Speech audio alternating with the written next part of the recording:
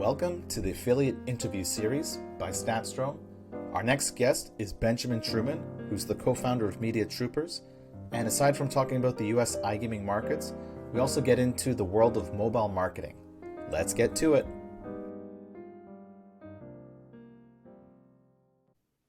Okay, it should be recording, and I'm just going to get my prompt for my questions ready.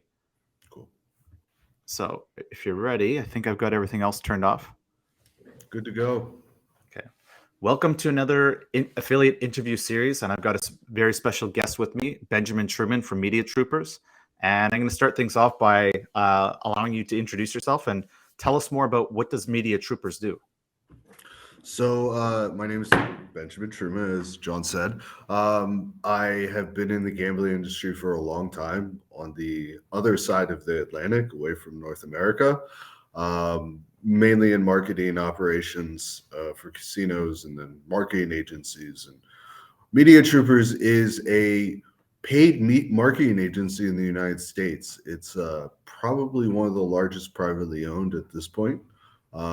Providing services in all the regulated states, including Ontario. MediaTroopers only works in regulated places in states and countries, and we also, we provide all the services. We provide the affiliation, the media, the social, the PPC, working with Google, and we also provide consulting for a lot of smaller operators and our partners throughout the United States.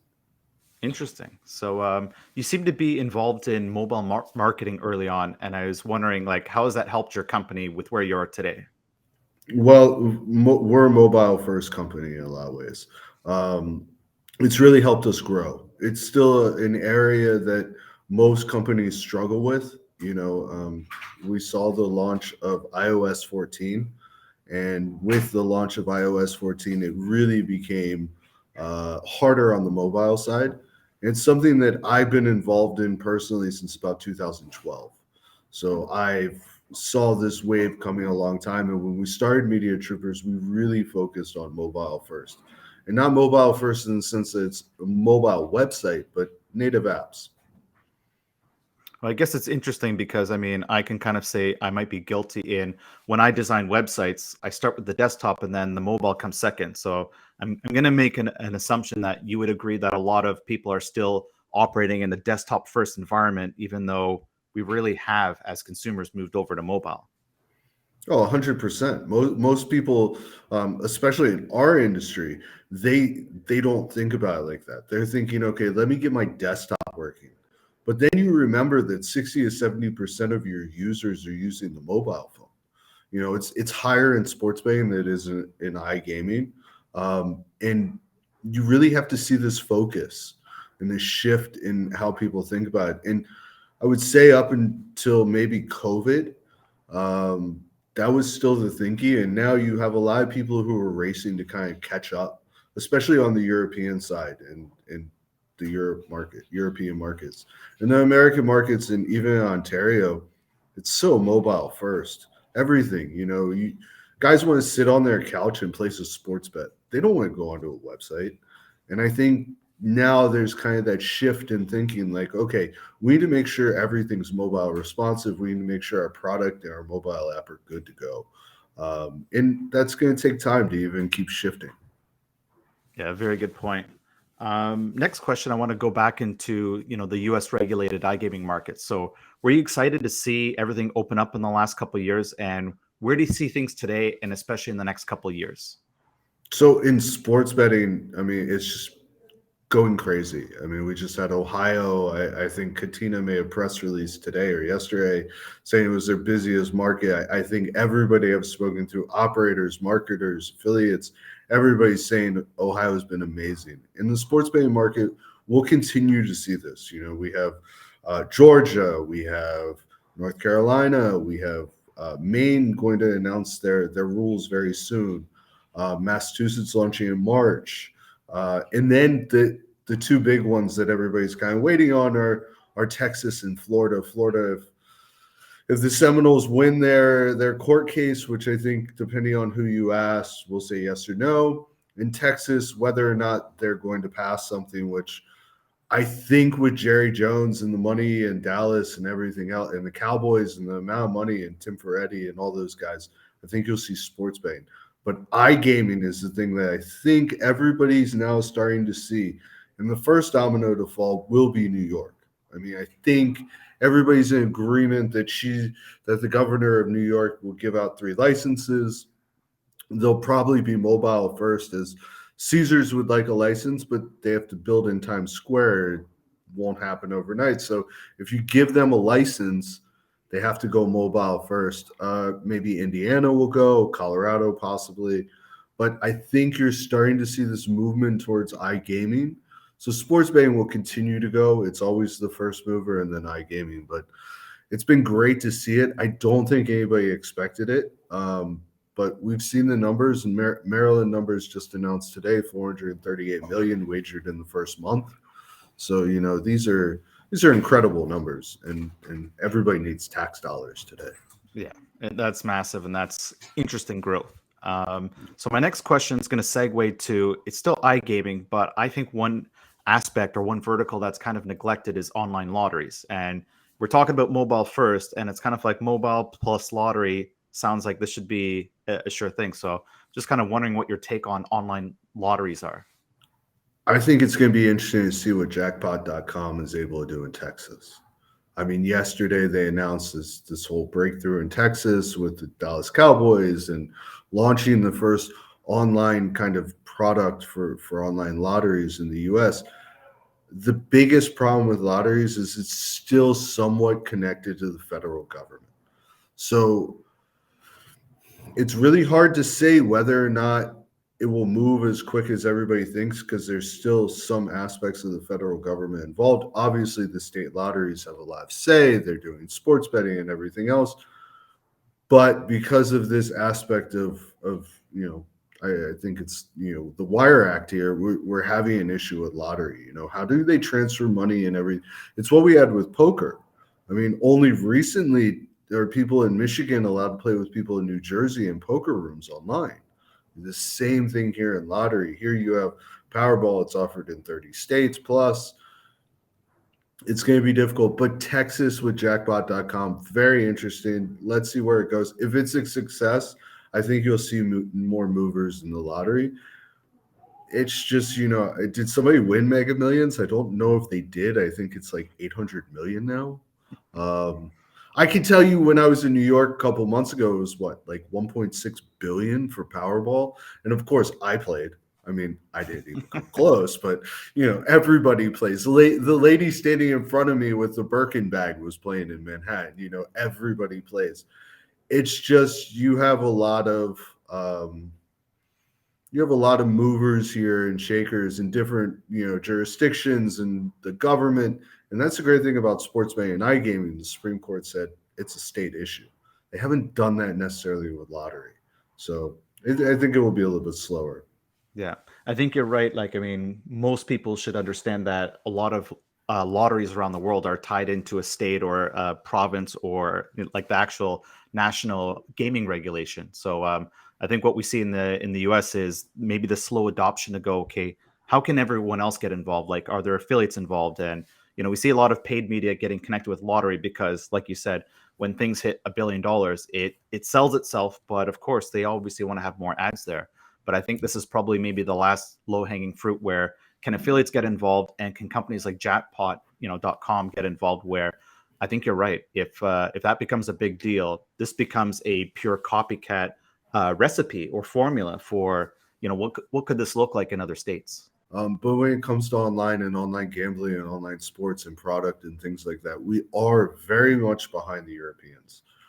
European lotteries online have been there forever. I mean, you have Pennsylvania and Michigan, which have an online site, but they do not offer lottery.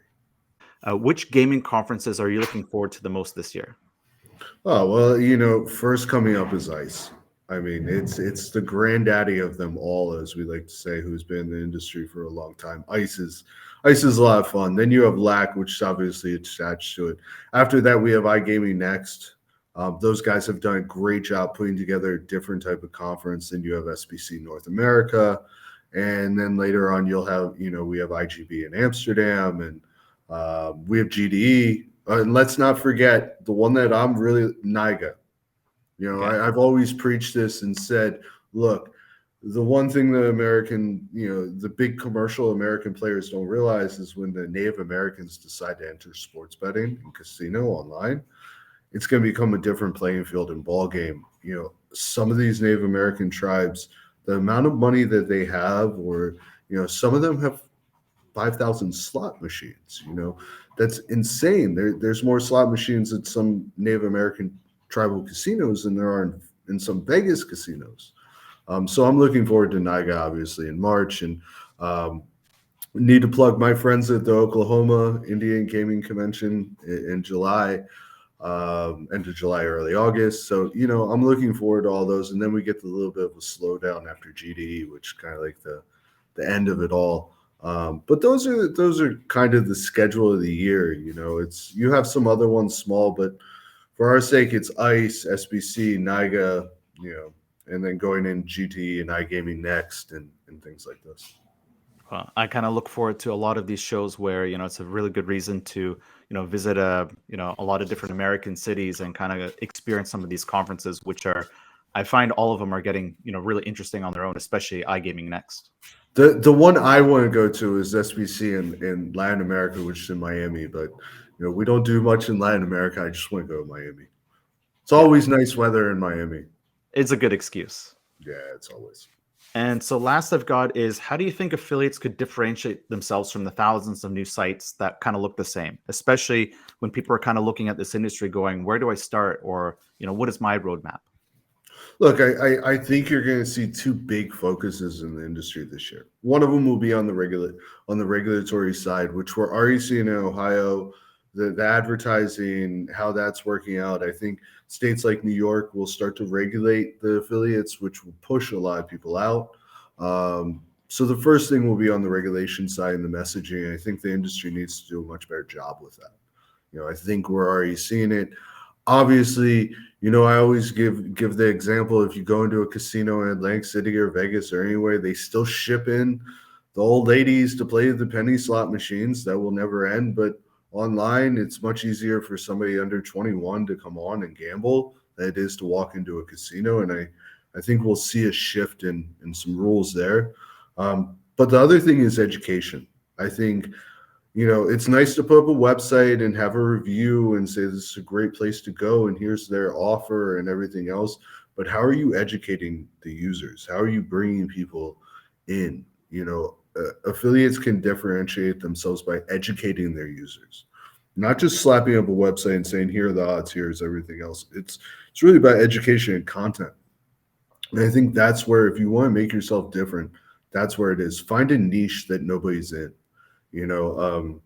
Find something, maybe build a website around poker, or there's one vertical that nobody really talks about. If you know the industry pre-2006, it was actually one of the biggest parts of the industry. Bingo.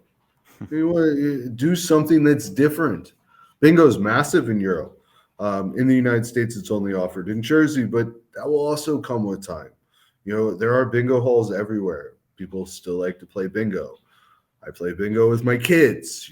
They're small. They play for candy, but people still play for money. So if you want to be different, find a niche that nobody else is in. And there are a lot of them. I think affiliates today think like, oh, everything's done, taken, but it's not. And if you think you're going to start a sports betting website, for news, and you're going to battle ESPN with Caesars and DraftKings, or Yahoo with MGM, yeah, you're not changing the narrative or changing what you do. So I think as an affiliate, if you're looking to get into this market, find a niche.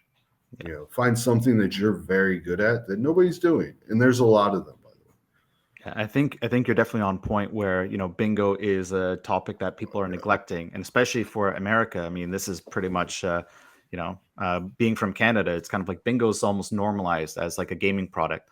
And, going back to lotteries, I think these two are kind of neglected. And, if you really want, they can always, they say in iGaming, all roads lead back to casino. And it's like, you're always going to be able to convert those users. And I think you're definitely you've articulated something very well where people are kind of going, okay, how do we differentiate themselves and be different? And I think a lot of sites really don't educate the users. They don't get in the mindset of a user going, hey, I'm brand new. I don't even know where to get started. Like, how do I deposit, or what are the rules, or how do I withdraw? And I think you're definitely hitting something where a lot of new affiliates, they see other sites and they're going, I'm going to copy the Ask Gamblers, and they're going after the biggest fish and going, okay, they're just making their lives a lot more difficult. Yeah, there's tons of things. We have things here at MediaTroopers that will come online that are niches that nobody's even thinking about, and where's the next move in the market. I say poker, bingo, lottery. iGaming will grow, casino, America. I love table games. I think table games are something that in Europe we see a lot of slots. In America we see a lot of table games, and of course that will grow. But then you have bingo, and the liquidity in poker looks like it will be solved even more this year. And when you're able to play in across states, that's a market that, in all intents and purposes, has been closed since full tilt closed. So 2008. When they finally went down. So, poker is also something else that I think, it'll take time. This market's still very new. I like to tell people it's really 2000, 2001 UK. I mean, it's has a long ways to go here. Yeah. And that's crazy to think about it for people that have been in the industry for that long, where we kind of wonder, like, where is the ceiling? But I kind of agree with what you're saying. I don't think we've really gotten to the highest level.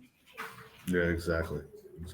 So thanks very much for joining us. And one last plug for MediaTroopers, and how can people get a hold of you?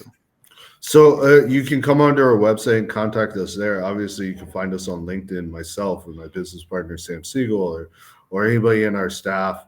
But that's usually the best way to contact us. And then we're always willing to have a chat with everybody. Awesome. Thank you very much for joining. Thanks, John. Thanks for the time.